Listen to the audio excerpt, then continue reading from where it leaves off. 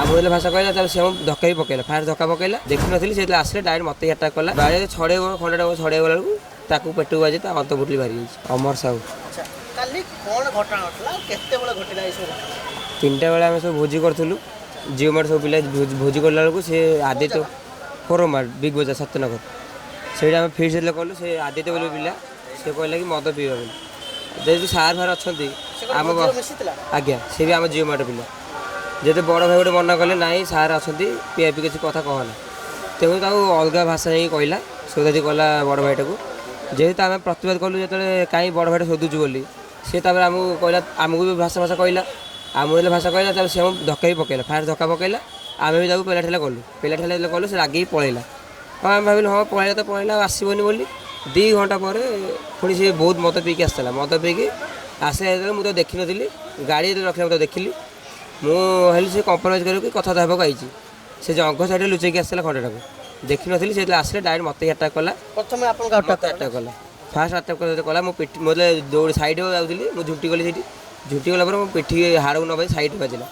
ତାପରେ ମୋତେ ଯେତେବେଳେ ବାଜିଗଲା ରମେଶ ଯେହେତୁ ରମେଶ ମୋ ସାଙ୍ଗ ଯିଏ ରମେଶ ଯେମିତି ଦେଖିଲା ମୋତେ ଆଟାକ୍ କଲା ବୋଲି ସିଏ ତାକୁ ବାଡ଼େଇବ ବୋଲି ଗଲା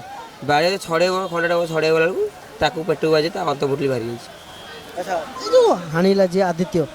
ଆଗରୁ କିଛି ପୂର୍ବ ଶତ୍ରୁତା ଥିଲା କି ନା ଖାଲି ଏଇ ମଦ ପାଇଁ? ନାଇଁ କିଛି ନଥିଲା ଶତ୍ରୁତା କିଛି ନଥିଲା। ଆଚ୍ଛା ଆଦିତ୍ୟର ବ୍ୟବହାର କେମିତି ଥିଲା ଯେତେବେଳେ ଆପଣଙ୍କ ସହିତ ବ୍ୟବହାର ସେ ଟିକେ ଟିକେ କଥା ଚିଡ଼ଚିଡ଼ି ହୁଏ ଟିକେ କଥା ଚିଡ଼ଚିଡ଼ି ହୁଏ ସମସ୍ତ ଉପରେ ଯେହେତୁ ହଁ ଟିକେ କଥା ରାଗି ଯାଏ ସାଙ୍ଗେ ସାଙ୍ଗେ ତାପରେ ଆମେ ହଁ ମିଶି ଯେହେତୁ ହଁ ଛାଡ଼ ଯାହା ହେଲା ମିଶି ଯାଉ ନର୍ମାଲ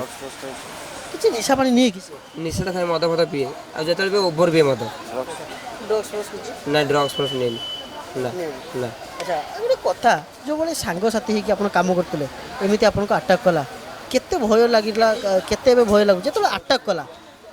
ସେତେବେଳେ ଆପଣ ଦେଖିପାରିଲେ କି ଜଣେ ଆଟାକ୍ କରୁଛି? ନା ମୁଁ ଦେଖିନଥିଲି ସେ ପାଖକୁ ଯେତେବେଳେ ଆସିଲା ହଠାତ୍ ନା ସେ ଖଣ୍ଡାଟା କାଟିଲା ସେତେବେଳେ ମୁଁ ଦେଖିକି ସାଇଡ଼୍ ହେଲାକୁ ସେ ମାରି ସାରିଲାଣି ମୋତେ। ସେ ଖଣ୍ଡାଟା କ'ଣ ଆପଣଙ୍କ ଦେହକୁ ମାରୁଥିଲା ନା ମୁଣ୍ଡକୁ? ନାଇଁ ସେ ମୁଁ ପଛପଟେ ଥିଲି ମୋ ପଛପଟେ ହିଁ ମାରୁଥିଲା ସିଏ ମୋ ସାଇଡ଼୍ ହେଲାକୁ ମୋ ପିଠିକି ହିଁ ବାଜିଲା ସିଏ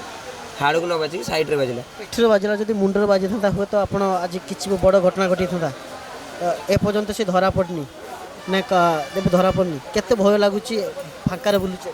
ସେ ବୁଲୁଥିବ ଯେମିତି ସେ ଅଛି ସେ କେଉଁ କେବେ ଧରା ତ ପଡ଼ିବ ନା